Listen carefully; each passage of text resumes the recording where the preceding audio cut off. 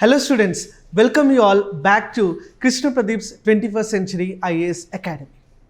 Today in this particular video or this particular session, we are about to launch the most awaited mains marathon program for UPSC 2025 examination.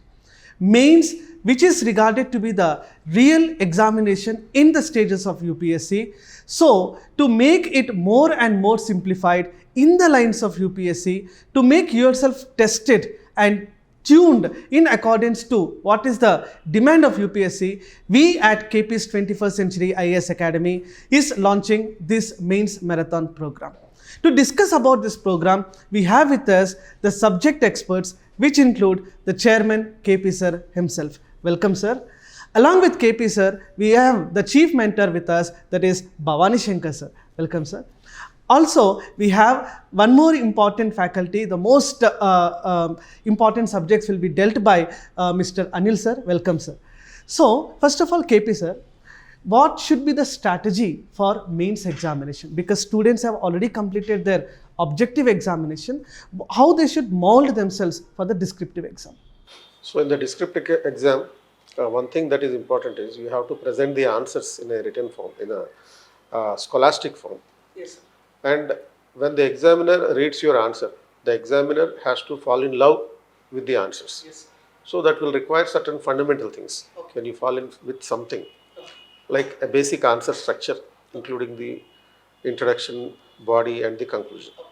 So how do you impress the examiner with an arresting introduction is important thing. Yes. So there usually most of the candidates will not have the idea how to start the answer. Okay. So they have to begin with the starting the answer and continuing the answer and closing the answer. So to start the answer, you have to identify the context of the question. In which context that the examiner is asking a specific question. And if you could able to identify that context, then introduction writing will be easier. Then that would be an arresting introduction, different from the rest of the candidates. If you could able to identify the context, then you have to conceptualize the question by dividing the question into elemental parts. So the elemental parts, every question will have two dimensions at least, and one question tag, the directive of the question. So these three dimensions have to be divided first. So what is the first priority? The first part of the question will always include a static item. Yes. Then second part of the question includes usually the current tail. And the third part of the question is about the directive of the question, which we call it as a question tag. So whether it can be comment or discuss or examine, such kind of question tags will be there. So when you divide the question into elemental parts, then the presentation of the answer will be more scientific.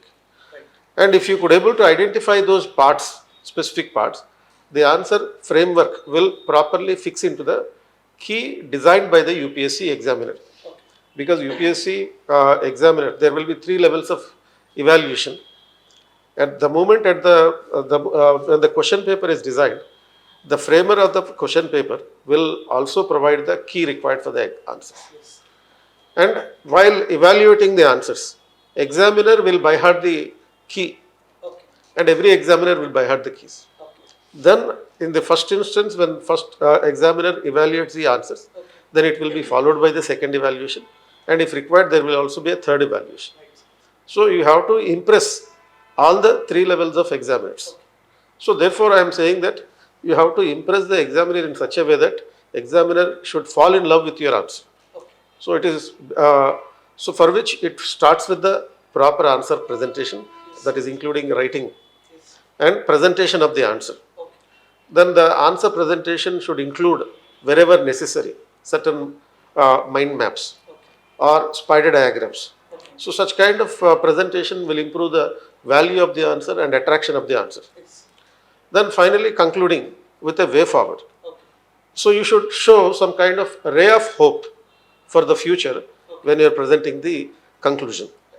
So such kind of approach we adopt in training the candidates, okay. Towards the answer presentation. Okay. So in this training would be given in just a span of 20 to 30 days 20 to 30 days of training would be adequate for this purpose.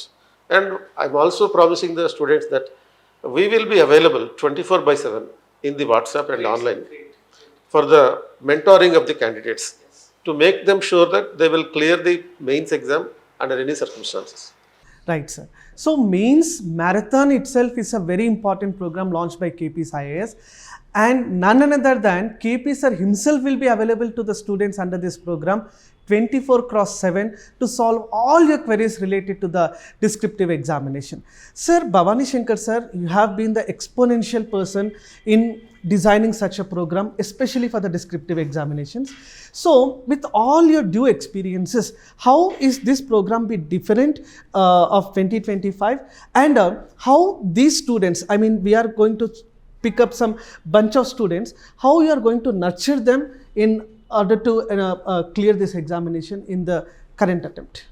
See, mains requires two basic nuances of presentation. Yes.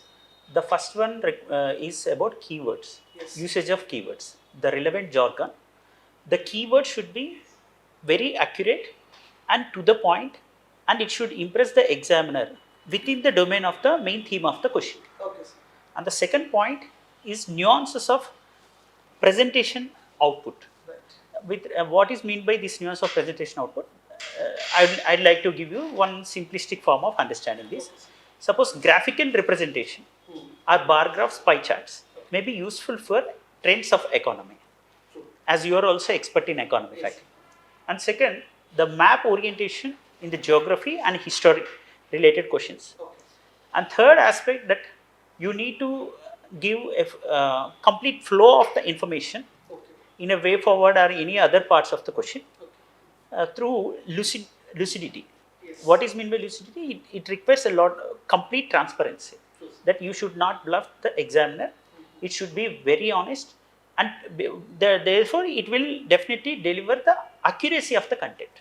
This is called nuances of presentation. Okay. So keywords and presentation, Okay. these two will play a vital role more than that of the content enrichment nowadays, especially Yes. including the State Public Service Commission that we have been observing. Yes. The content is almost same. Yes. However, it requires the skill which are relevant to the main demand of the question, Okay. and also to impress the examiner as enshrined by KP Sir. Yes. For example, I would like to give you one simple orientation here. Sir. Suppose if we have taken an example of 1857 revolt, Okay. the content is same for everyone and everybody has enriched answer there. Okay. The locations and the persons involved and the cause effect of the particular event. Okay. Everybody knows the basic content. However, their direction of the question is very important. Yes. Whether you are examining, you are critically countering Okay. the argument, or you are considering it as a revolt, or it is a rebellion, or first war of independence. This is called critical aspect of the question. Right. And the demand of the question is like whether it is a critical analysis Okay. or discuss. So direction will play a vital role, and the direction will give you the presentation nuance. Right. So therefore, the demand of the question is not just the main theme of the 1857 revolt and the content enrichment. Okay. Demand of the question is about the direction in which you are choosing. Yes. This is what the mains marathon is going to teach the students about the skill enrichment. This is not about the content, because already they have developed certain threshold of content Okay. during their preliminary process itself. So our intention is to bring expertise Okay. and skill enrichment in this mains marathon program. As sir said that within 20 to 30 days, they will get complete hand-holding mentorship and that expertization from our end. Right, sir. As KP sir and you have mentioned that within 20 to 30 days we are going to nurture for the mains examination. Is there any kind of material or subjective support which we are going to give under this? That's a very crucial part that you have addressed, sir. We have to be thankful to you, your concern to the students, and at the same time, the students, the presentation requires, as I have mentioned, keywords and presentation. This is provided in the answers itself. Okay. And while giving one-to-one feedback, Okay. we also emphasize these two aspects of the feedback. Yes. So in the answers, we deliberately mention the major qualities of presentation. Okay. The answer that is called material. It is not just material. Okay. It is a guiding light for the skill enrichment of this mains marathon. Right, sir. KP, sir. So today, many students are approaching us for this mains marathon. Out of them, many students are opting for PSIR as an optional this time. So what should be the strategy for PSIR optional in this short span of time? Because they would have already prepared PSIR, but what should they do or what they should not do, do's and don'ts for PSIR? So at the outset, there are as many as 40 units in the entire syllabus of the across paper 1 and paper 2. Okay. But this is not actually 40 units. Okay. So there is a lot of overlapping across paper 1. The candidate, if could able to identify the overlapping areas, then it would be very easy. And moreover, in the section B of the paper 1, the entire part is related to the Indian polity and government. So the Indian politics and government is related to the GS2. So the entire part is associated with the GS2. And even international relations also we are supposed to study from the GS2. And apart from that, in the paper 1 section A, there are theoretical concepts, political theory. These political theories are relevant even for the ethics paper. So there is overlapping not only within the 4 sections of the PSAR, there is overlapping with the general studies also. So that is the primary thing that the student has to recognize. Secondly, we have designed the entire syllabus in such a way, the answer writing practice in such a way that the candidate will not feel burdened to study a lot of subject.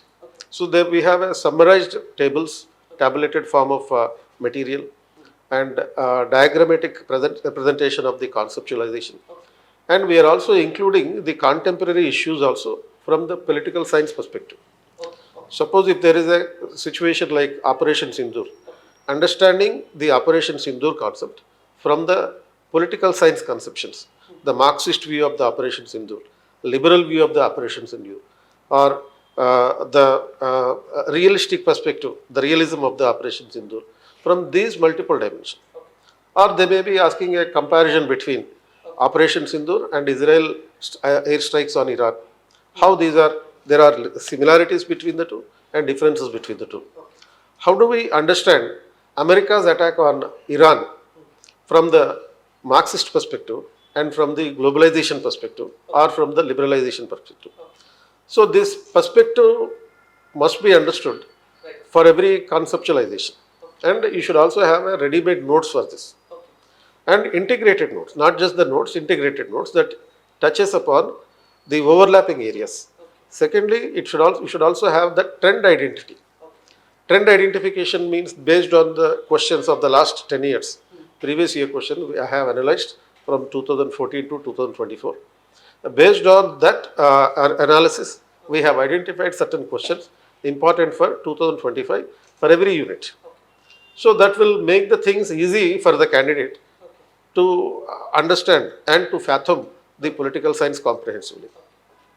Right, sir.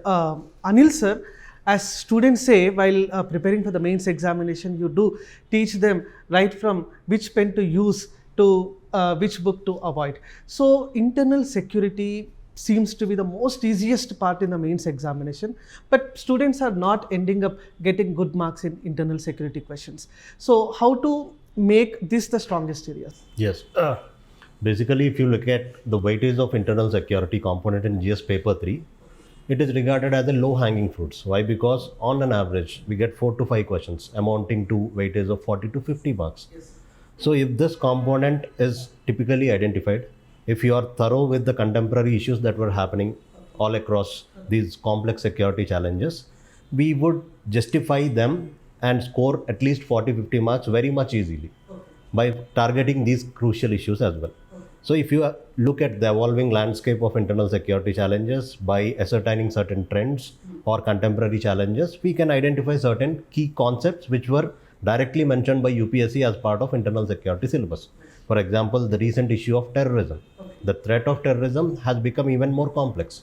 Initially, we used to visualize it as a trans-border attack, but now it has become borderless, it has become faceless, and it has become even more complex challenge. So what is the perspective, what is the strategy that the government has adopted post Pahalgam attack? It is more aggressive counter-terrorist approach. We have proven to the world that India is not going to be submissive for this. We are even going aggressively to curtail this problem. So what kind of national comprehensive counter-terrorist policy has to be adopted, which inculcates several aspects like protecting your critical infrastructure or cyberspace? All these are also part and parcel of this comprehensive policies. So these policies have to be evaluated. Similarly, when we talk about other challenges, emerging challenges like cybersecurity, we have seen in recent past that the sophisticated cyber attacks have been quadrupled in India in the last year, 2025. More than over 1.5 billion attacks were there. It is leading to some $20 billion loss for the country as well.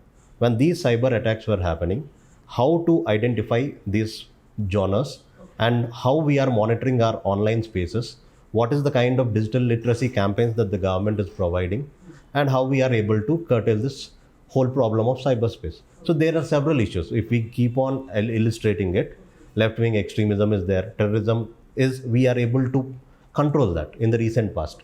But despite that, certain challenges were happening.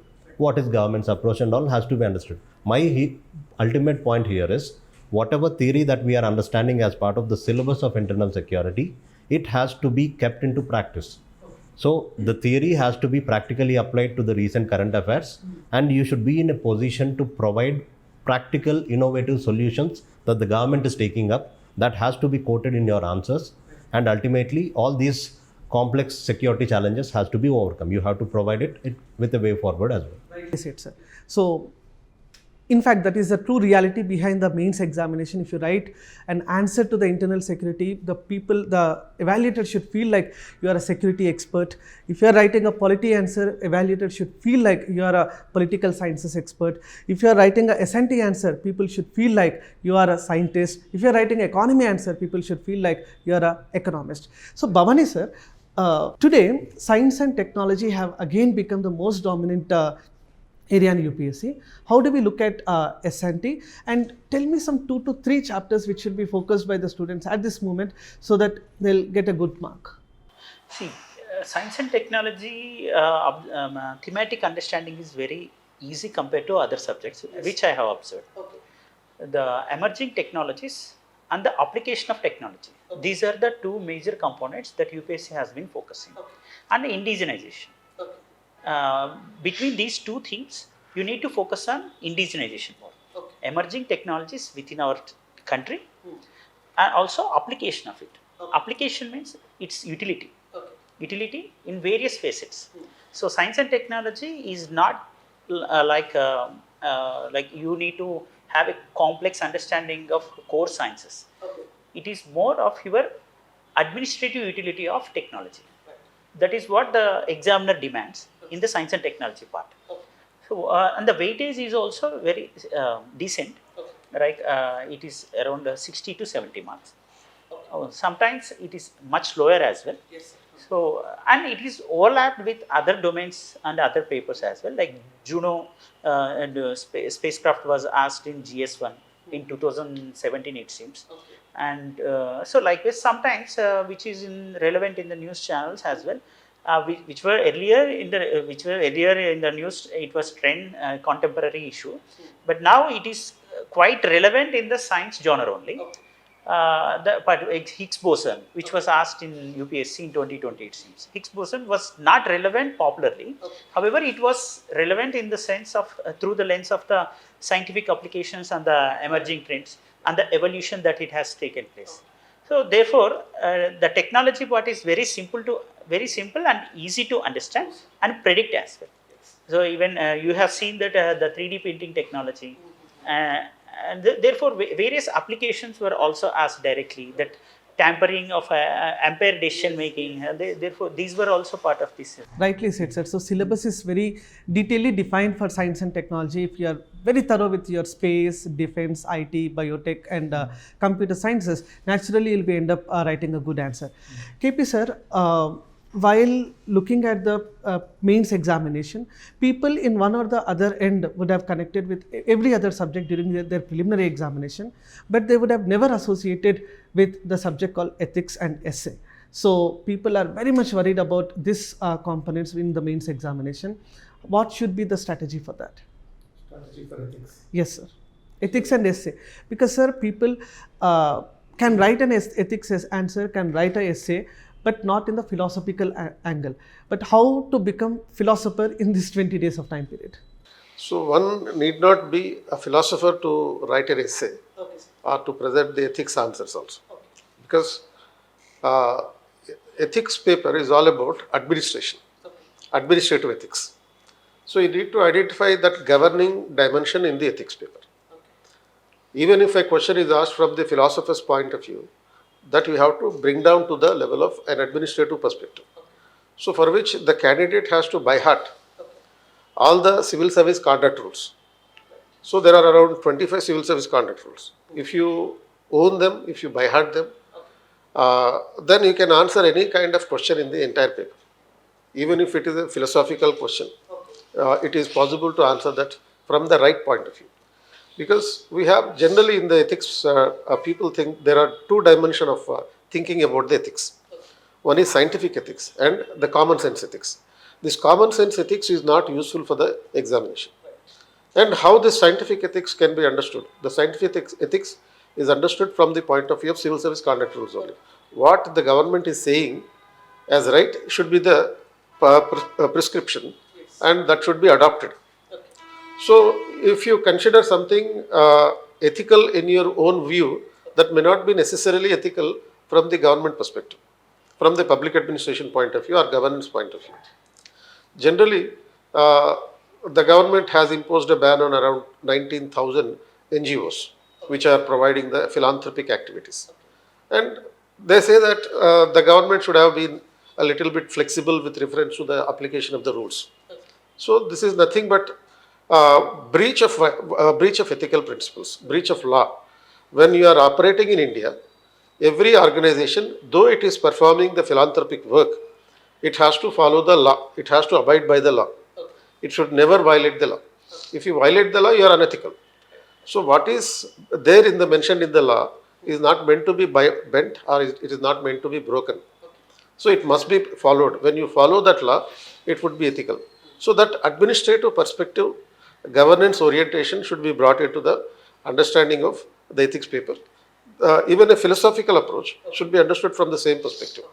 Because no philosopher will prescribe anything beyond the legal system, whether it is Plato or Aristotle or anybody.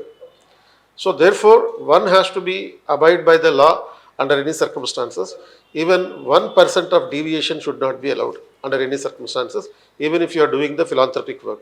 For example, I am telling this because in the context of betting apps in the country.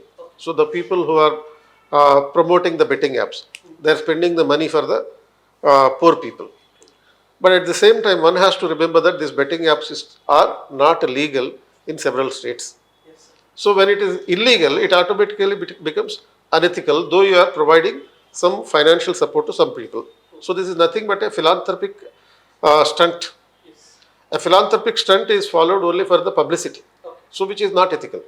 So from that point perspective, whether you are writing the general essay or ethics, you need to follow what is the scientific criteria, what is the policy orientation, what is the governance involved in it, and what is the law prescribing.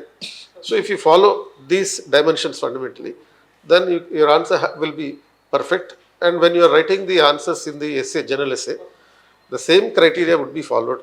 That is, as you are writing the essay for a social issue, the same dimensions, historical dimension, contemporary dimension, political dimension, governance dimension, the same dimension should be followed. Sir, because this question is for three of you, anyone can answer for these questions, because there is lots of confusion regarding this while writing the mains examination. I'll ask few questions, sir. Just give the one-liner answer for that one by one. So, Anil sir, can we use the color pens except black and blue? Can we use the color pens in mains examination? Because while practicing, girls usually use lots of colorful pens. Can we use that? It is advisable not to use it because we have some paucity of time. We have rest of the constraints as well in examination hall. Right. So better to confine ourselves to either black or blue. Sir, KP sir, should we write answer in point wise or paragraph? So it should be a combination. When you're writing the introduction should be a paragraph.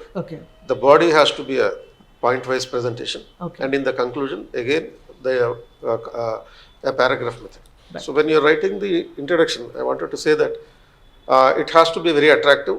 The moment the examiner see your introduction, it should be like a falling in love in the first sight. So the introduction should consist of the contextual element or the subject related data point. For example, if there is a question in the polity, how the transformation of the Indian federalism, if there is a question about the transformation of the Indian federation. So it's a transformation from joint family federation to quasi-federation and quasi-federation to a cooperative federation, again re-centralizing federation. So this transformation has to be presented, those terminology, those keywords will be the arresting things. And you can also mention about some constitutional provisions. So those things will be the data point. Constitutional provision is a data point. These keywords, joint family federation kind of keywords, are the arresting things. So that kind of presentation in the introduction will elevate the value of the answer. So which we call it as a value addition. Very, very well said, sir. So Bhavani sir, what kind of diagrams are allowed? There is no such restriction to only emphasize on particular diagram.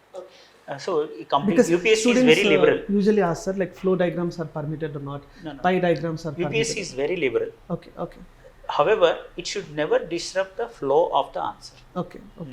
That's So, Shravan sir, drawing from your experience of teaching economy for over the years, what kind of strategy shift that as aspirant need to adopt from prelims to mains with respect to economy as a subject? Sir, to be very precise, in the UPSC point of view, economy mostly demands around 8 to 10 questions are asked every year in the mains examination. Out of them, 4 questions will be either directly or indirectly touched with agriculture.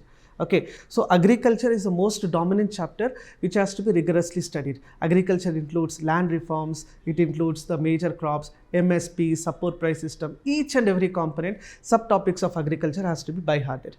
Apart from that, right now there is a trend followed since the past 3 years that infrastructure related 1 or 2 questions are asked every year. So infrastructure, last year a question was there on PPP model, earlier there was a question on, this year there was a question on UDAN. So this kind of infrastructure chapter should be given more emphasis. Along with that, money and banking and fiscal policy should be given more importance when it comes to the mains examination. So only 4 to 5 chapters, even though you are thorough, then economy will not be a difficult task for you because the questions are usually more predicted and the ready-made answers should be there in the brain in order to make it a wonderful presentation, sir. So the answers predominantly, it should be fact-loaded or it should be analytical answer. So how do we combine these both aspects? Yes, sir. Ultimately, according to the demand of the question, people usually say how to impress the examiner.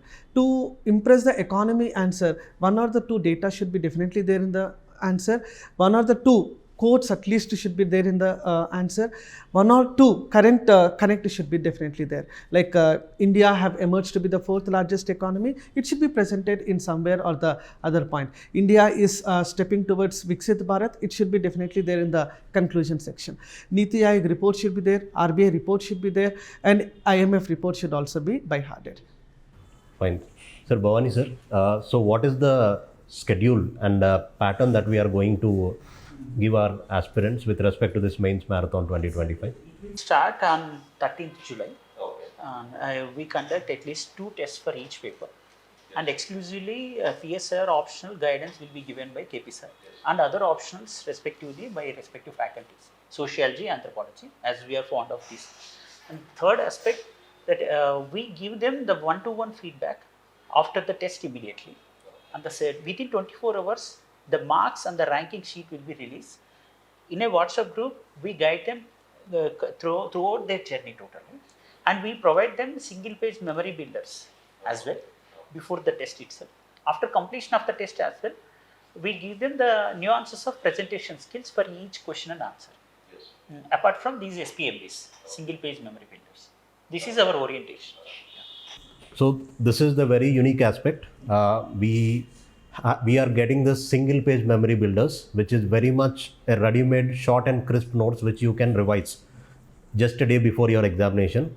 So accumulating the content, organizing it, structuring it, and polished content which can be reproduced directly in your examination for your mains is what we are offering from 21st Century IAS Academy.